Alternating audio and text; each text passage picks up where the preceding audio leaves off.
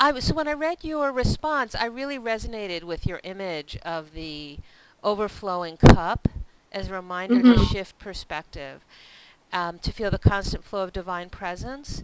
And I was wondering, do you have techniques that you use with seriously ill congregants to help them similarly shift their perspective? Yes, I think that oftentimes it's not the only language I use, but sometimes that's the language that I'll use. And actually, I was just as we happened today to get the full Shema journal that this piece will be in. I was really taken by Sharon Salzberg's article, which very much resonates with this same theme. I mean, she's coming from a Buddhist perspective, and I've really found those perspectives, that vocabulary, to be enormously helpful. I'm often trying to find sort of the Jewish language to convey similar ideas, that oftentimes the reality that we're faced with is the reality that we're faced with. And so while we all need to have time to recognize, sometimes to mourn what we've lost, and to mourn what we cannot, get back.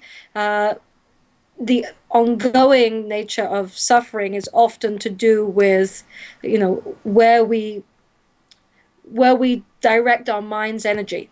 And so trying to use similar language to that which you would find in Buddhist practice, that Sharon was mentioning, that life does have suffering, and how do we live in the face of that? I think a lot of that is to do with perspective. As another of those great teachers says, Sylvia Boorstein, if it could be different, it would be different. And sort of beginning there and acknowledging, but then trying to find other ways of being sustained, particularly emotionally and spiritually, in spite of whatever we're facing, is often the direction that I'm trying to take congregants as we travel together through whatever it is that they're going through. So would an example of what you're talking about, say, be looking at the morning blessings that you say upon awakening? A lot of those they're very basic. So you could be seriously ill, and those blessings could still bring you to a sense of gratitude in the moment. Would that be an example of cultivating a Buddhist perspective of being in the moment and kind of recognizing where you are in a way that shifts perspective? It's funny. I wouldn't necessarily go there as an example. In fact, I was just struck this past Shabbat, having a cell phone sort of sitting on top of the beamer on, so that a very ill grandparent was able to at least listen in on their grandson's bar mitzvah. That, as we were saying those morning blessings, and I stopped to say something to the congregation about how every morning in our prayer services, we have this opportunity to give thanks for the most basic thing, the fact that we're able to be present here. And on the one hand, that grandparent had the blessing of being able to hear. And on the other hand, I'm not sure that that person was in a place to be able to take in the blessing of that, Mm-hmm. given the sadness of not being able to be physically present in the room to watch their grandson. So I'm not sure whether that's a place pastorally I would go. I think where I was coming from with what I had put in the journal is, it's sometimes actually getting away from the specifics of blessing, and specifically sort of thinking about God's role in that, and actually thinking more about what is the experience that we can tap into. So, for example, in that Psalm 23, when we talk about, the Eternal One is my shepherd, is, sometimes people really can tap into the sense that, I'm being held, Mm-hmm. I'm being carried through this, and that can be very spiritually powerful. But some people can't get there as an abstract sort of sense of there being a greater spirit, a greater power. But they can get there if you talk about friends and family, and people who are there for them, being the expression of a divine spirit that is reaching out to them. And so sometimes I try and use that language, much more humanistic language, to help people tap into an experience that they can really have that doesn't require them to make an enormous theological leap that, depending on who they are and what their personal theology is, they may or not be able to easily make. So that friends and family bring the face of God to that patient, whether you would explicitly name it as that, but that's somewhat what you're thinking about. Right. They can be the shepherds, and that's when you're dealing with somebody who themselves is incapacitated. But I was also thinking in terms of this as healing liturgy. Sometimes we're dealing with people where they're not bedridden, they're not incapacitated, but they're in a lot of pain, and it might be spirit, it might be emotional suffering, it might be psychological, and sometimes recognizing that one of the ways to experience what is potentially sustaining in that cup, that overflowing cup, isn't always what you receive by somebody else pouring something into your vessel, but actually you receive the bountifulness of the cup when you reach out and actually sort of get beyond yourself and are reaching out to make a difference to somebody else that you see as in need. That sometimes if you're in a physical position where you can do that, that can be enormously healing, and sort of bring you out of yourself. And we all know that oftentimes when we go to reach out to help somebody else, that often we're the ones that receive the gift. Yeah, And so I wanted that to be a sort of a mutual. It can go either way. It's not always sitting there waiting to see who's going to come and refill your cup. Your cup can be refilled by you being the one to be the first one to reach out your hand to somebody else. right. I see that in the hospital sometimes where, there'll be one of my units is a unit where most of the patients are receiving chemotherapy, and another one of the units is a unit where most of the patients are receiving a blood or marrow transplant. And um, so there are times when patients either physically can't leave their room or uh, because of strength, or they can't because of they're so immune compromised.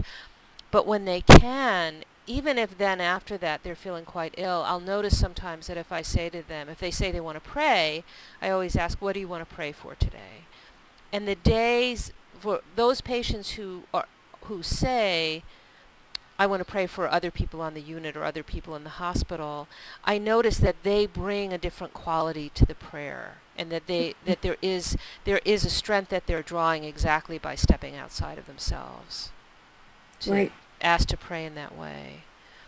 There's something else that you said when you were talking about how you're not really looking at the specifics of blessing, or even maybe even necessarily the specifics of the imagery so much.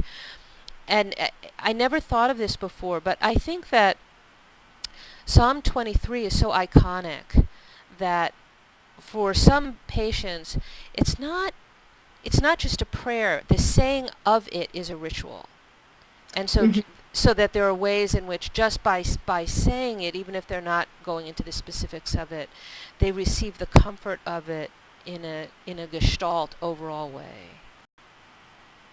I think that's certainly true for some people. I mean, I think that everybody's relationship to these traditional materials is different. For some, if you're bringing it and they're listening to those words in a sort of engaging in a very rationalist sense, as we were called upon to comment on these specific lines, there are lines that, depending on where you're at, you can get stuck. But if you are familiar with it as being a psalm that is recited as a psalm of comfort, then you receive it as we're providing comfort, we're giving comfort, and that's primarily the experience that you're going to have if that's your primary association. I think that's true. Yeah. Yeah. I had another question related to some of these things that we're talking about, and I'm always grappling with this, with the balance of a lot of what I do with patients is if they are in the valley of the shadow of death, I sit there with them, or I walk through it with them. I'm not trying to get them out of it, in any kind of directed way. And yet, at the same time, um, there are times when it can be helpful to model a shift of perspective, kind of like what you were referring to. So how do you do that dance? How do you strike that balance between really sitting with a congregant or a patient exactly where they are, and when do you, um, you know, offer something that's a slightly different perspective? Do you have guidelines for yourself that you've developed? I'd like to think that I have an ability to pick up on cues, as opposed to specific guidelines, and it's a learning process. It's certainly there are times when all of us, even people with a great deal more experience in chaplaincy type work than certainly I have, there will be times when you go, oh, did I miss the cue? Did I pick up on that quite right? I mean, I think that generally my pastoral approach is to do a lot of listening, and sometimes somebody simply feels supported by having an opportunity to express where they are. That would be my, always where I begin. But you're right. There are times, sometimes, where if I hear a any kind of expression of wish, I wish I didn't feel this way. I wish I could do more of this. I wish I could see that there was something around the corner. Anything that expresses in that language or in different language some kind of wish, I that's often a cue where I'll say, well, so is that, and that's where I might come from. I don't want to make false promises about what may be tomorrow, but we can Hmm. certainly talk about whether a shift of perspective or whether something specific to hold on to can at least provide a little bit more energy for that hope.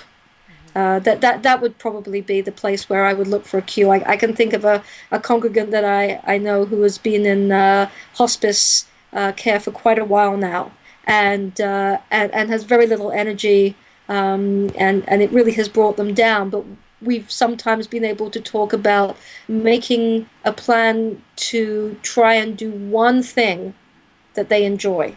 They Hmm. enjoy cooking. They don't have the energy to cook and to make their own meals every day, but perhaps they can plan to try and make one thing this week, and share it with someone. Those kinds of cues. Right. Yeah, that makes sense. The thing that patients tell me most often about how they cope with being in the hospital is they'll start by saying I take one day at a time, and then they'll correct themselves, and this happens over and over, and they'll say no, that's too big a chunk. I take things an hour at a time or a minute at a time. And I think that in that context that there can be those moments maybe when they're open to a shift of perspective, and moments when they're not. And in that way, to come back around to where we started, they they become kind of intuitively in that Buddhist place of being with themselves from moment to moment, always in the present. Right. Right. And I think that that is something, again, coming back to that concept of if this idea of this cup, contains some kind of spiritual sustenance, the being able to tune into that, being aware of it, which I described as sort of, taking a step to the left or right and sort of getting back under the flow of the shower head, that moment to moment awareness, consciousness, or mindfulness is what can sometimes help you to get there, because right this moment I might be feeling incredibly low, or I might be experiencing pain, but the following hour there may be an awareness of relief, or someone walks into the room and smiles, and you have a momentary exchange with a nurse, and you laugh together, and being present to that, you're back under the shower head, even if it's just for a moment. And sometimes those are the things that we grasp onto, to help us through. Right. Yeah, great that's a great way of making that very vivid and real. Well, thank you, Rachel. It's been great to talk with you. Yeah, Yeah. very much so. It's this is an interesting way of extending the project, and I'm glad to have had the opportunity.